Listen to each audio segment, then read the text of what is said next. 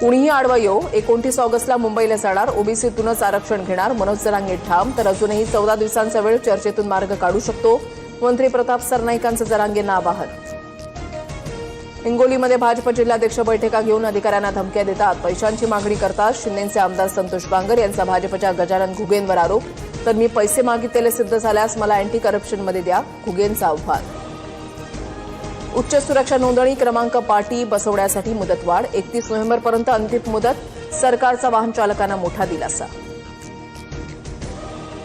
स्वातंत्र्य दिनाच्या पार्श्वभूमीवर मुंबईमध्ये शासकीय निवासस्थानं आणि ऐतिहासिक वारसा स्थळावर आकर्षक विद्युत रोषणाई.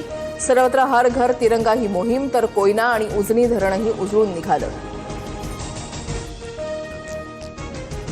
बांगलादेशानं कांदा आयात बंदी हटवली. 13 डिसेंबर 2025 पर्यंत कांदा भारतातून बांगलादेशमध्ये पाठवण्यास परवानगी. बाजारभावात 100 ते 300 रुपये प्रति क्विंटलपर्यंत कांद्याचे दर वाढण्याची शक्यता. सोमनाथ सूर्यवंशी मृत्यू प्रकरणी विशेष पोलीस महासंचालकांच्या निगराणीखाली एसआयटी स्थापन होणार. 3 आठवड्यामध्ये शपथपत्र सादर करण्याच्या सूचना. जम्मूच्या किश्तवाडमध्ये यात्रा मार्गावर ढगफुटी. आतापर्यंत 35 जणांचा मृत्यू, 120 जण जखमी झाल्याची माहिती. प्रशासनाकडून बचाव कार्य सुरू.